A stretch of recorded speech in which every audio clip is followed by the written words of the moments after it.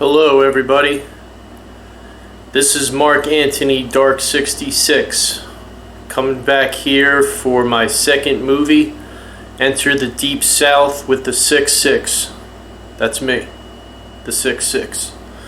So I will take you back into my life. I will give you some musicianly tips and tricks to help you as a singer and or musician.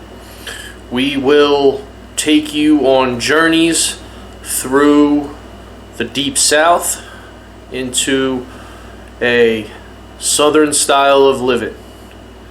And it doesn't matter where you are in the world, because you can live in the Deep South anywhere. You just got to tap into it. This is Mark Anthony Dark 66. Welcome to my second movie. Hope you enjoy.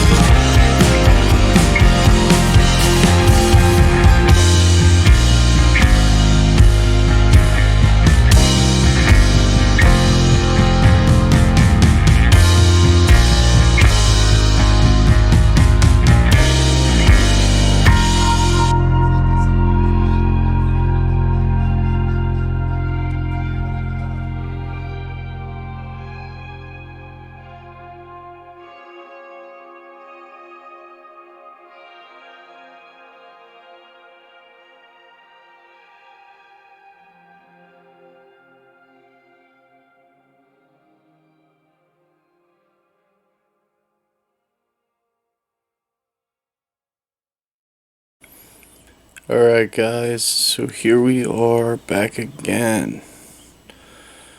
Second movie, Enter the Deep South, with Mark Antony, Dark 66. Alright, so I'm going to start this one out, this segment of my movie out a little differently. Last time I checked, I am 100% American. I live in the USA, and I am proud of my country. And I'm proud of my country for different reasons, but one part of my country is having free speech that I like to exercise when I feel the need to, as a man. So this part is going to deviate a little bit from music, but I feel that I can help some people out there who either feel the same way as I do or have a different opinion than I do. It doesn't really matter.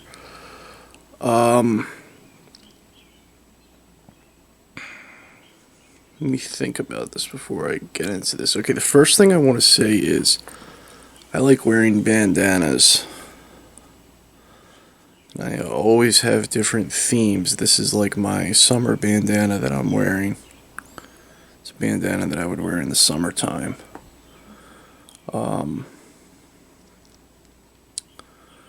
like wearing bandanas because it symbolizes, like, like rebellion against society, which, I'm not like doing anything crazy. It's just like a symbolized, like in other words, like wearing a bandana for me, and especially for me, doesn't always mean that, like you're in a gang or something like that, like you are rebelling against police officers or something crazy like that, you know what I mean? To me, it just symbolizes that I don't agree with a lot of our societal norms, or that we've incorporated as, or what we agree over the years that we have incorporated on societal norms. Wow, that was difficult to say. All right, so that's why I like wearing bandanas, and that kind of ties in. That's kind of tying into what I'm about to say. So here we go. I was with somebody having a conversation, a mild conversation, a few years ago. I'm not gonna reveal this person's identity because it's not really relevant to what I'm about to say, and I care for this person, so I don't want to, this isn't like a drama thing.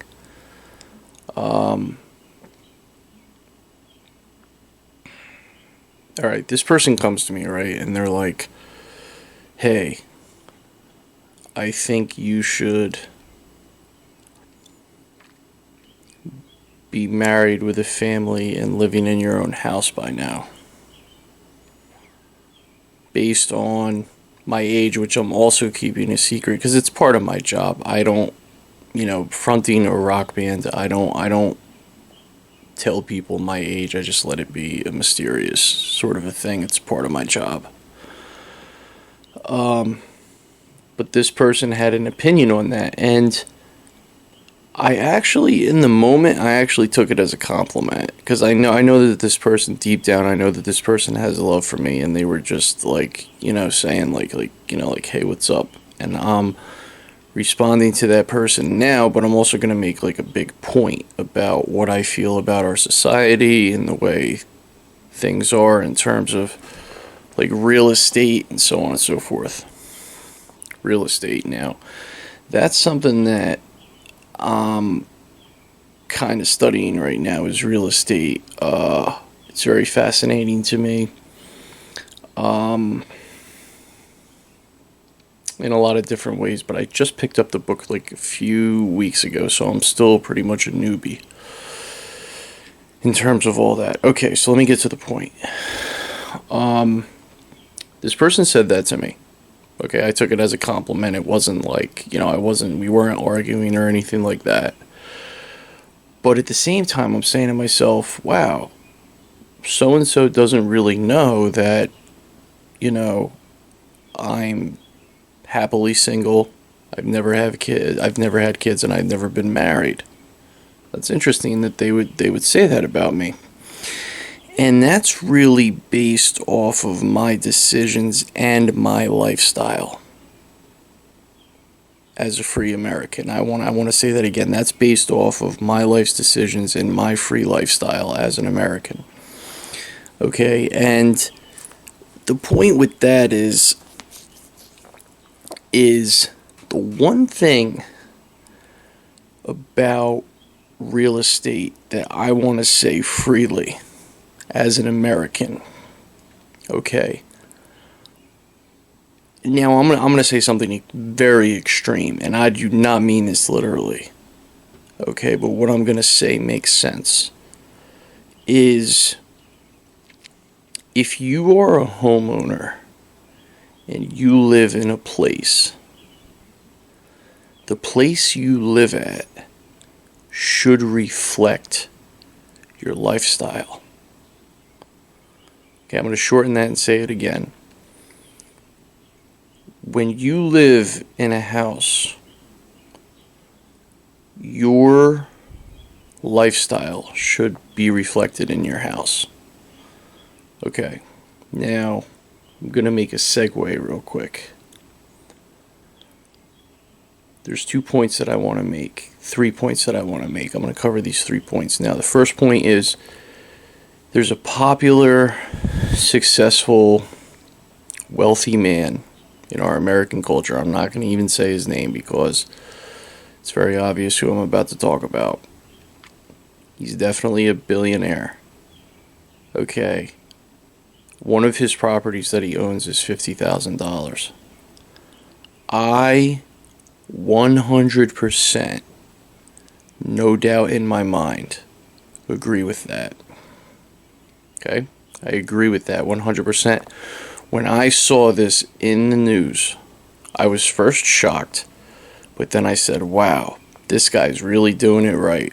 This guy really understands how his lifestyle fits in with what he owns, which I think should always be 100% of the time right down the middle. That should somehow be like some type of a rule in real estate. I don't know. Another example I'm gonna give you, somebody I look up to, somebody who really means a lot to me.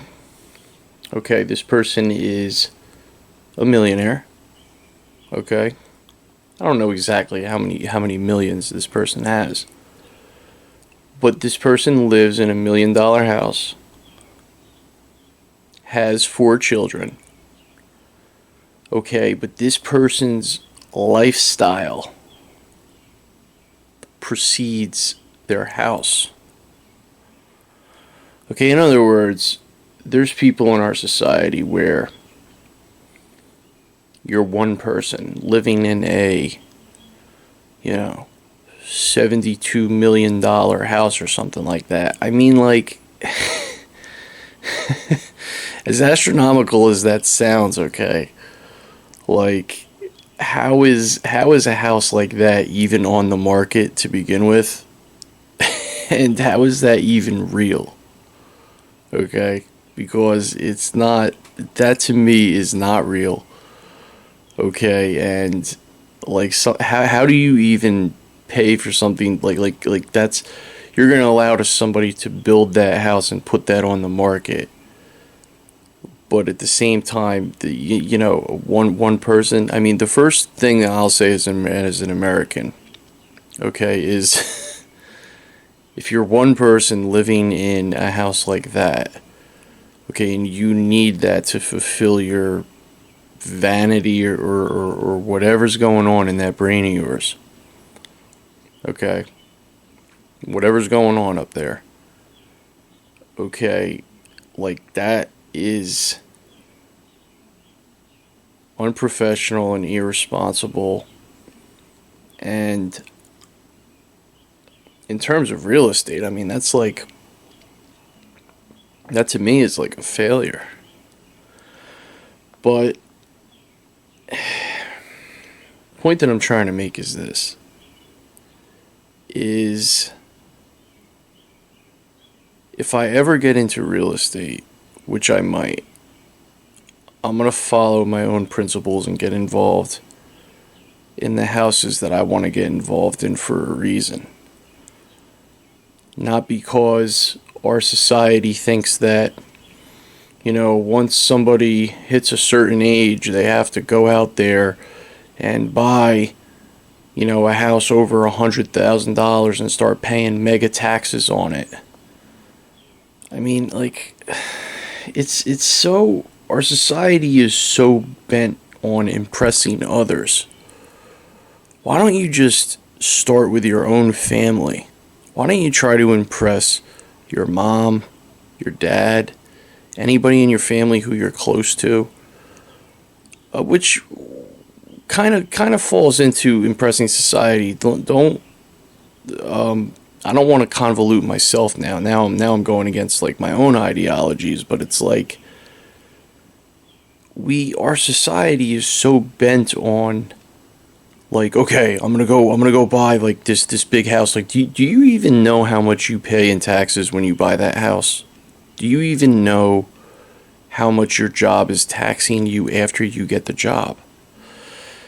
It's these types of things. And reverting back to the first principle, the billionaire who owns the $50,000 house, you know, he's doing that because his lifestyle is so conducive that he doesn't need to be so showy.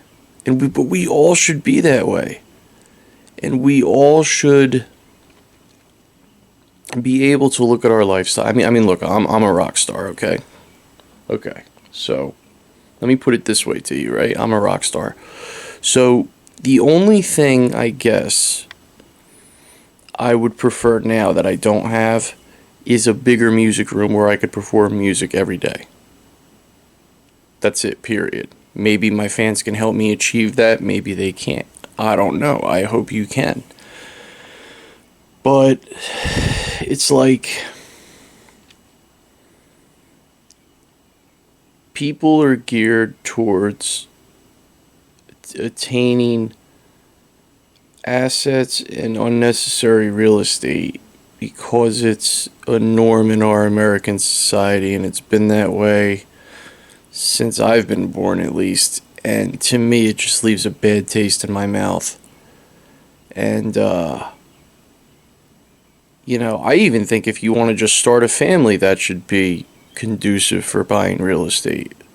You know, like how many kids you have, etc. Which I know there are certain government programs and assistance and stuff like that. I'm speaking in general extreme terms. This is in general extremes.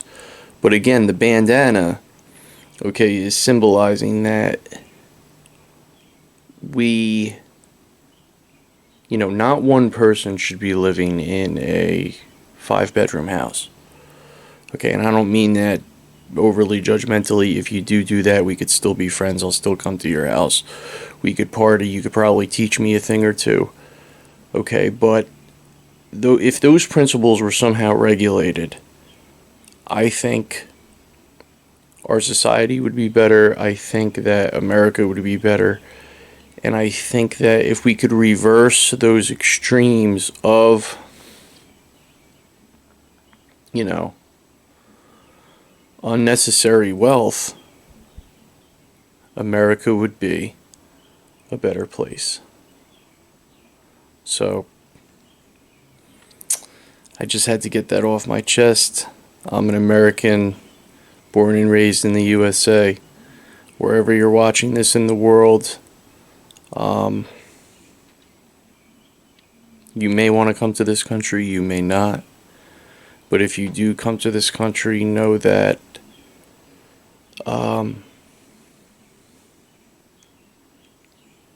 there's a lot of unnecessary greed and wealth here. So if you want to be a part of that and you want to ascend in our society that way, go for it.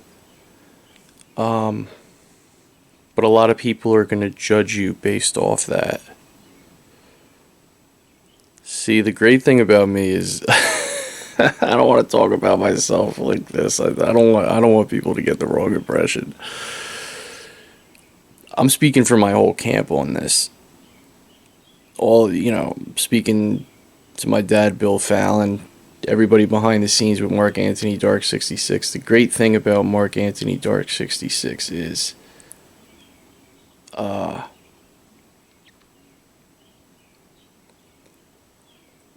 we are family oriented. We love each other. I've never ever judged anybody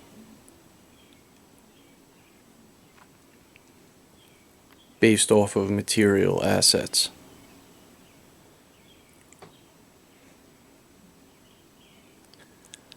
I do have some wealthy family members. I do have some wealthy friends. For those that pride themselves on that, I see you, and I admire the joy that it brings you, if that's like connected to your faith or whatever you believe in.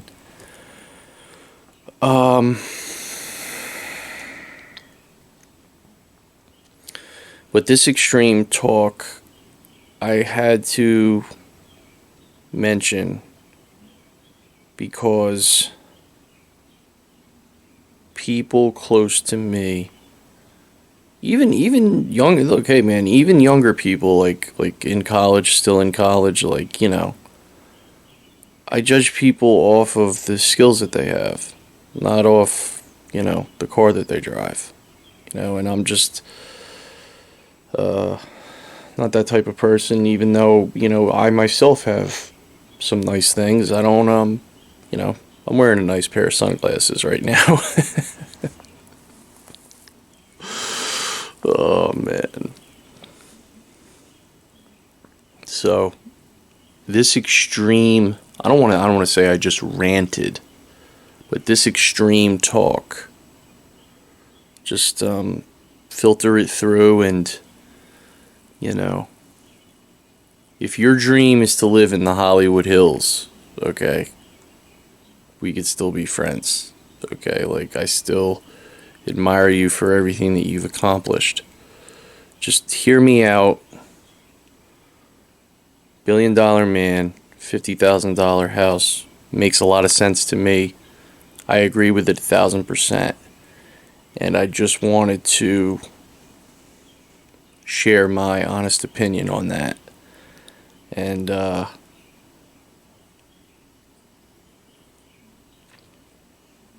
just thinking, is there anything else before I cut this out? Yeah, I guess that's it for now. If I could think of anything else in our American society that bothers me, I'll let you know. But until then, I'm still wearing the bandana. I'm still wearing the sunglasses. And rock on. Peace. Alright, so here we are back again. Mark Anthony Dark 66. Enter the Deep South. For this section of the movie, I figured that we could talk about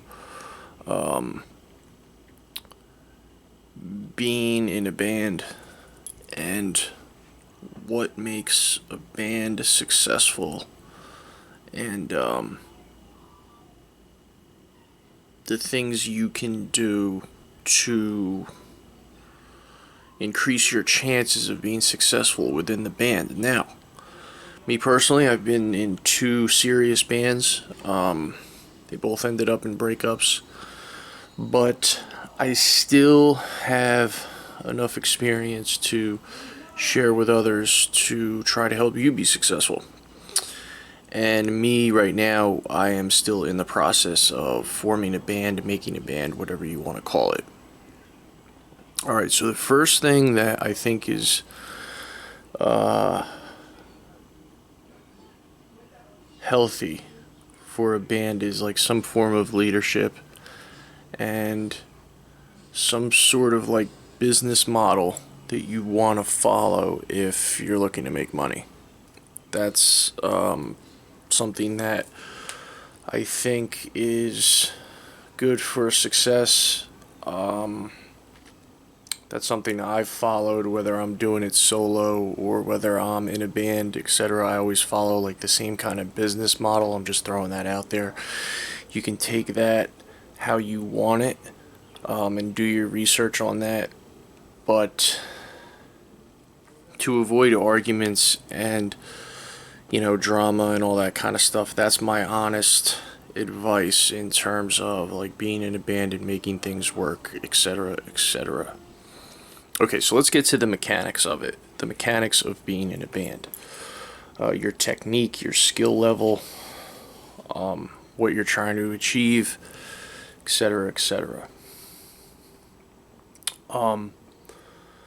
The first thing that I honestly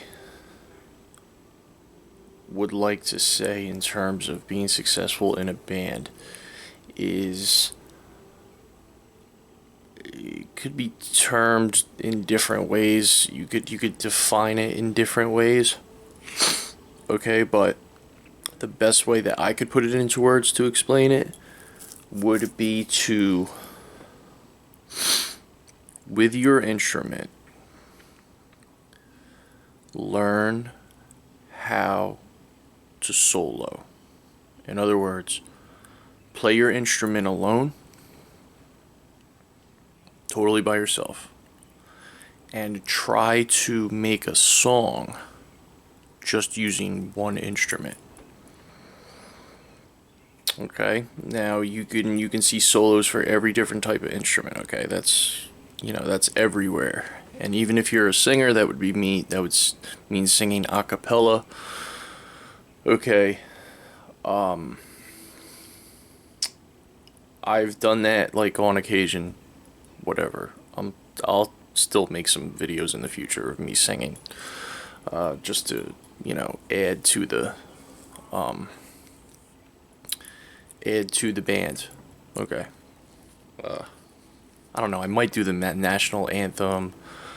I know I want to do like one Nirvana song or like a short of a song, where I'm singing a cappella. I haven't figured that out yet to put that on my solo music page. But as you do that, as you're able to make full songs with one instrument, that will definitely help you grow in a lot of different areas. Another thing I want to mention is being in a band, chemistry. Okay? If you have a good chemistry with somebody in a band, it should always be recognized.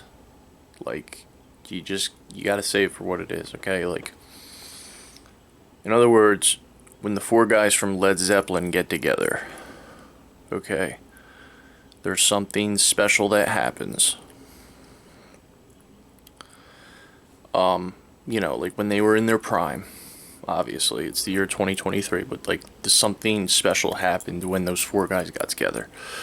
That is true in the arts. It's true in music. It's true in when you create like a song, a melody, anything, like the way you feed off of each other, etc., etc. It's kind of difficult talking about these things. That's why I figured I'd make a movie about it, or a few movies about it, because when you're out there on your own, you don't know how to judge these things the right way, and it could get hard. You're a teenager, you're in your early 20s, and you're like, is this what I want to be spending my time on? Is this going to lead to anything down the road? Am I fishing in the right pond? Etc., etc.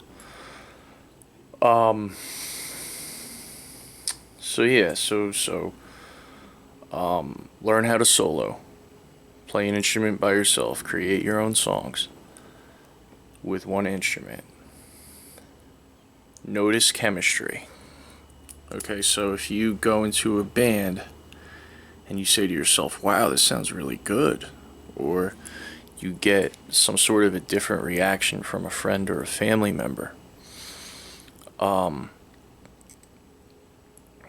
you'll be able to notice that.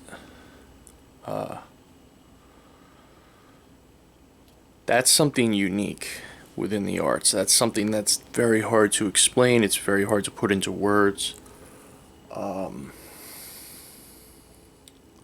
I don't want to use negatives on that because I don't want to say that, oh, this band didn't work out with this person because, but you could see it anywhere. I'll just use Aerosmith as a quick example. When those guys broke up, it was hard for them to make music with other people because of the chemistry, the musical chemistry that they all had together. It's something that can't really be learned. It's something unique, it's something artistic, it's something that you have to experience for yourself or see it to understand exactly what I'm talking about. Okay, next and last topic. The third thing in a band that you want to do to be successful in making music is you want to, I'm going to quote this as an actually, you know what, two old-fashioned terms. It's not what the band can do for you, it's what you can do for the band. Okay, so in other words, like, you go into this band, you don't want to be riding everybody's coattails, you want to assert yourself the right way. So the best way I could put this into words is, and I'm going to use another expression. It goes something like this. Know what brought you to the dance. Say that again. Know what brought you to the dance. Okay, so we'll talk about me real quick. I'm a singer. I've been singing for a while. Alright, my genre is rock. Alternative rock, grunge rock, everything rock, classic rock. I do all rock, okay? So with me, it's like I'm like trying to think, how could I say this? It's almost I'm gonna use a metaphor here on this one. It's almost like, for me, at least for singers, for a singer, it's like being like a male Barbie doll almost. Okay, meaning that this, I'm a man. I'm just saying that. Okay, but it's like, what do you have that you have that you can talk musically to other people? Like, you don't just, in other words, like, you don't just go into a band environment as a singer and you just say, oh yeah, I hit all the notes. That's what makes me good. I just hit every single note when I sing.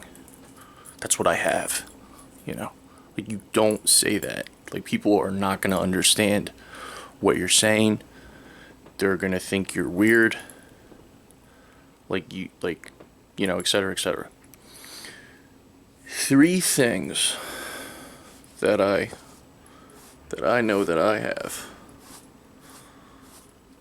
Three things that I know that I have are great jewelry, awesome sunglasses, and cool hats.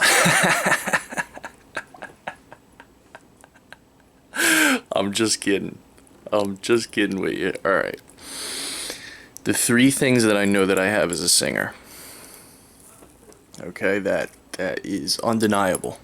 because I've been doing this for so long. I've gotten so many opinions, people in my family, etc., etc., etc.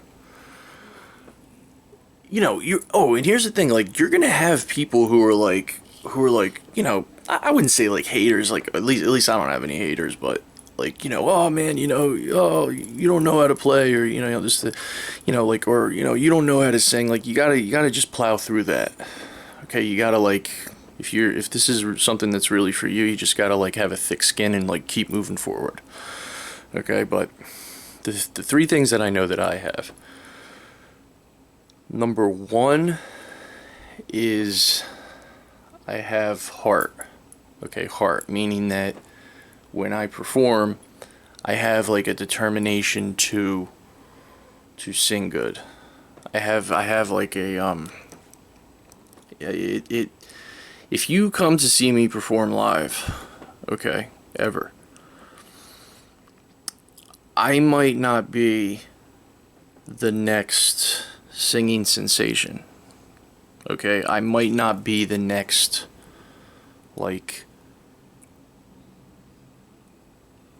whoever in your book is the best physical singer. Okay, I might not be that person. Okay, but as a singer, I will be able to make you feel the music. That's what I mean by heart. And this is all my definitions, okay?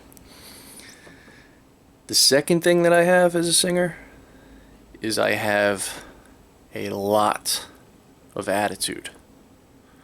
Attitude meaning how you emphasize your words. Okay, so like, I'll give you a quick example of that. If I say the word hello, okay, I just said it like that. But if I put my attitude on it, I could say hello. Okay, said that very differently. You get the point. Okay, I always get noticed for that. People have complimented me on that. You know, it resonates well with my music when I do covers. Okay, the attitude that I have is something that's, you know, connected to my emotions. It's something very unique. You have to be able to find that as a musician. It's unique for everybody. My genre is rock. Okay, so it fits, you know, it fits into my genre very nicely. Okay, and you know, I don't want to. I want to say this. I don't want to exclude rock singers from being very gifted. There's somebody that was on my mind this morning. I was having coffee and I was thinking about what I was going to say on here, and I'm thinking about the front man for Buckcherry. That guy has such a distinct voice, such a noticeable, just like in your face. I know exactly who that is when I hear him. You know what I mean? Like he's just a great, like, singer basically. And you know, there's great singers in rock. I just want to say that, like, just because I'm not, you know, I don't have the prettiest voice or whatever, doesn't mean that there aren't pretty voices out there in the rock genre. So that's something that brings him to the dance, is his distinct, famous voice that he has. Like, wow, that guy's awesome. All right, back to me. The third thing that I have in terms of performing that I know is undeniable is spunk. I have a lot of spunk. I get really, really into it, and it's like I almost want to, like, it's almost like I'm like fighting the music. Like I want to like fight the music. I don't know how else to explain it. Like I just have a lot of like not like discord with me in the music. There's harmonization happening, but it's like it's like I'm getting ready to like go, you know, 65 miles an hour, or, you know, like I'm just like, I almost become animated. It's like I get like spunky and animated. I'm like, all right, come on, let's go do this. You know, let's rock and roll. You know what I mean? It's like it's like I almost turn into like a cartoon character. And then, you know, I'm wearing like these huge sunglasses. I'm wearing like this big hat, and it's like you're watching like, you know, like you're watching like Johnny Bravo or something like that, or you're watching like, you know, a Scooby-Doo character or something. I don't know, but you get the point, okay? Like the spunk, the heart, the attitude. That's what encompasses Mark Anthony Dark 66 as a performer. That's basically what people enjoy to see when they see me perform. So know what you have, listen to yourself, judge yourself in these types of parameters. So if you ever come up against any adversity, you know how to defend yourself, you know why you're there, you know what type of talent you have, you know how to talk musically. Using musical jargon is important for you in your individual genre. And you want to always present yourself professionally in front of your bandmates. So, I hope this was able to help you. I got some more Rockstar stuff coming. Enjoy the rest of summer. It's like end of July now, and this section's for the second movie, Enter the Deep South. Mark Anthony, Dark 66. See you later. Who's those coming down my stairs? Why, it's Mark. All right, man. What's going on? What's going on, man? How you doing, man? What's up? We ready to do this interview? Sure am. All right. So I'm here at the Deep South right now.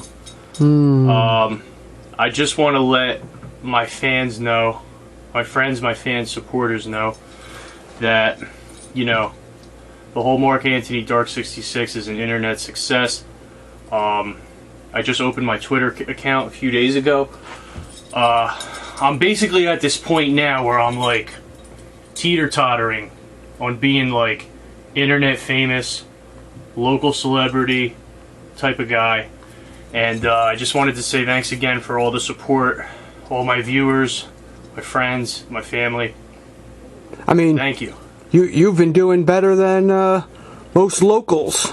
Yeah, I a lot of times, I seem to be more popular than most local celebrities, and I'm just myself.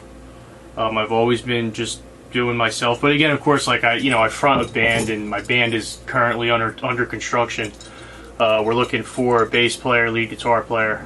Hopefully within the next few months we'll have those spots filled.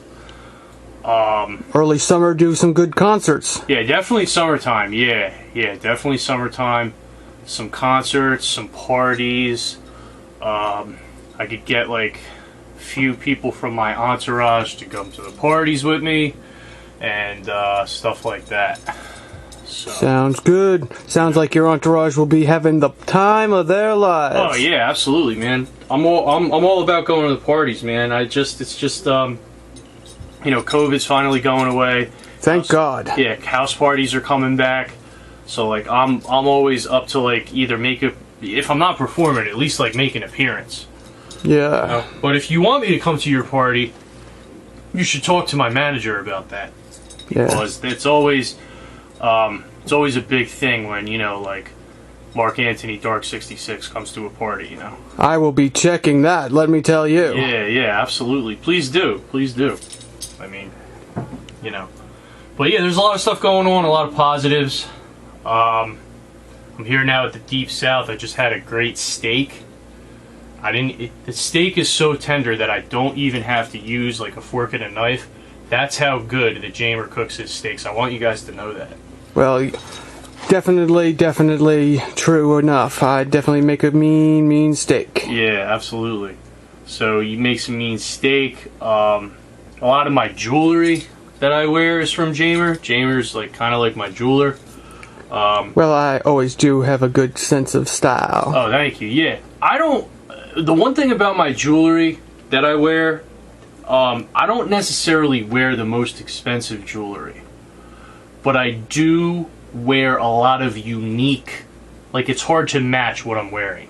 Yeah. Like I wear a lot of stainless steel and stuff like that, but, at the end of the day, it's really hard to match because my jeweler kind of like gives me stuff that nobody else really has. It's all about the style. Absolutely. So, you know, and yeah, this is. I mean, me. I just been doing. I've been a musician for like years now, but it's the popularity is it just comes with it, kind of. It's nice to be in the Deep South where you're not being clawed at by all those women.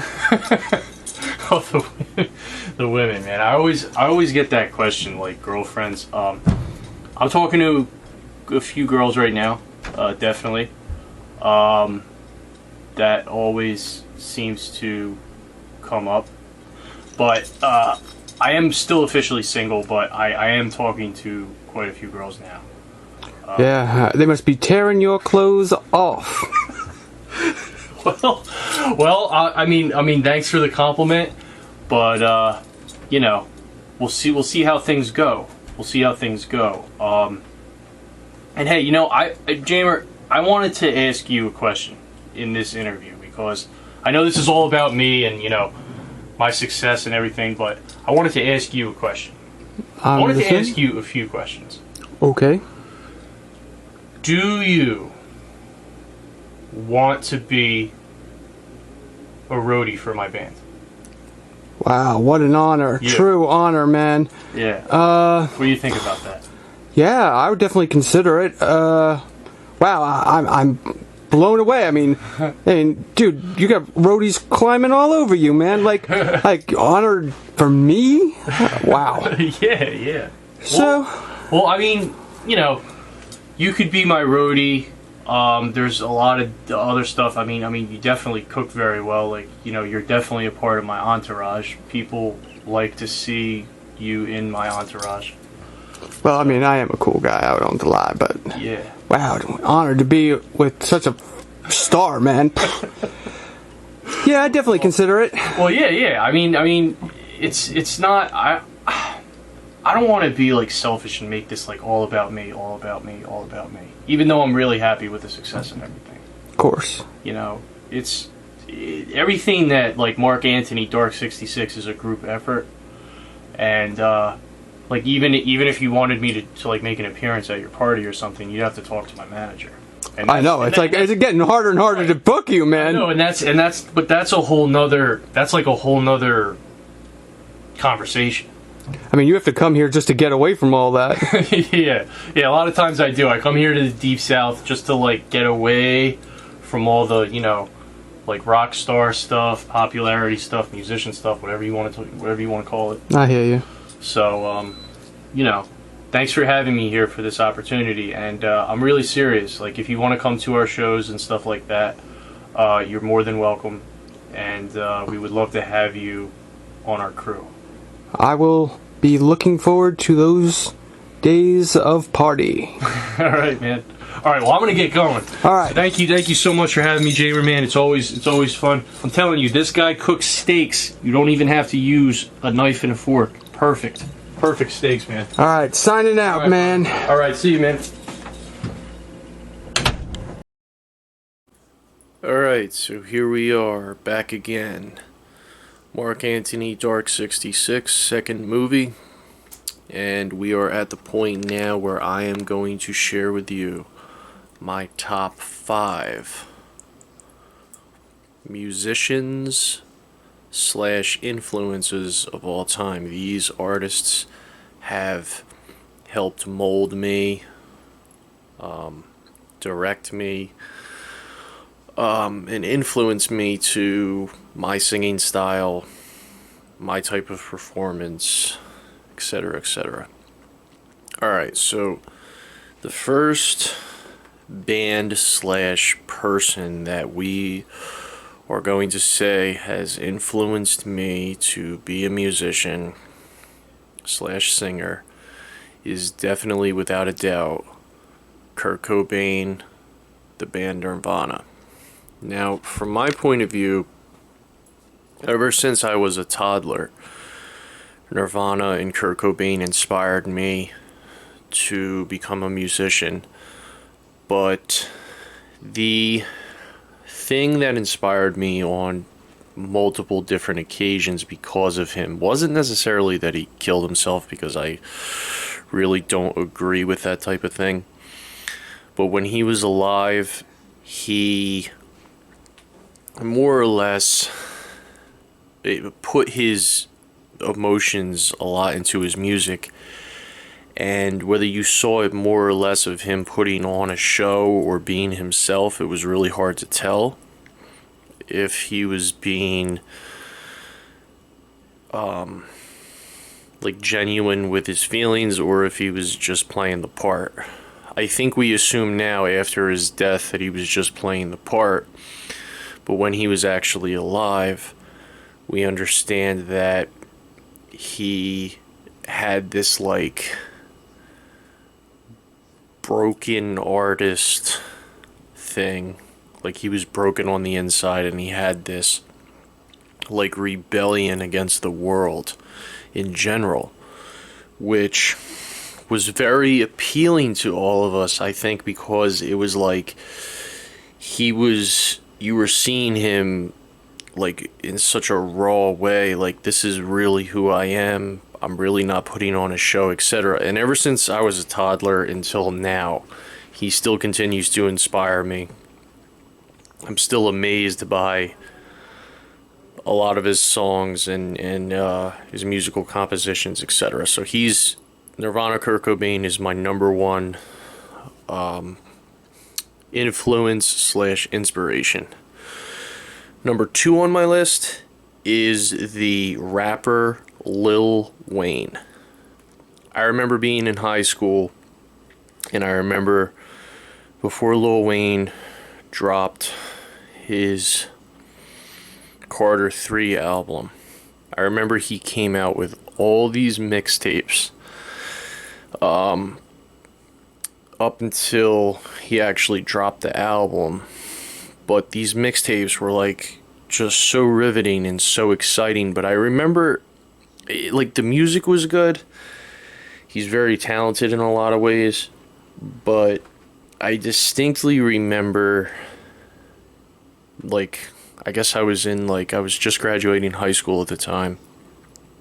And I'm listening to him and I'm saying to myself, wow, he's putting out like a lot of music right now. Like I've never really seen like a rapper put out like this much music. And he was like the first artist to show me like how to love music.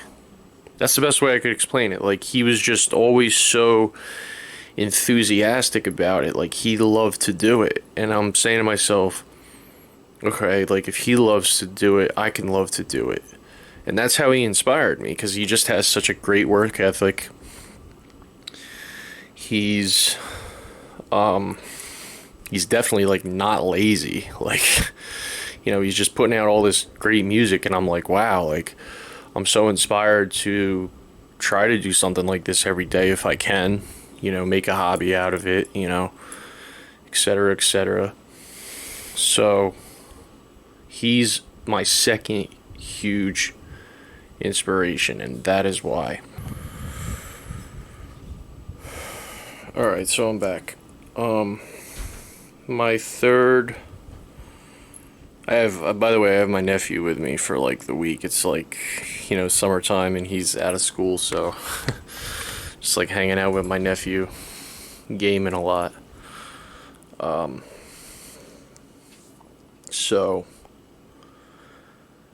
anyways, okay, my third inspiration is definitely the band Aerosmith, the rock band Aerosmith. I always admired them before I saw them because my dad always showed me like some of their music. But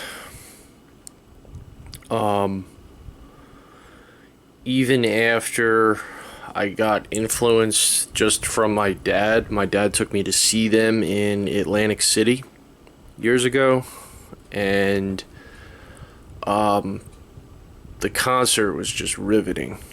I mean, these guys were just like, I wasn't really expecting it, but seeing Aerosmith live was something spectacular.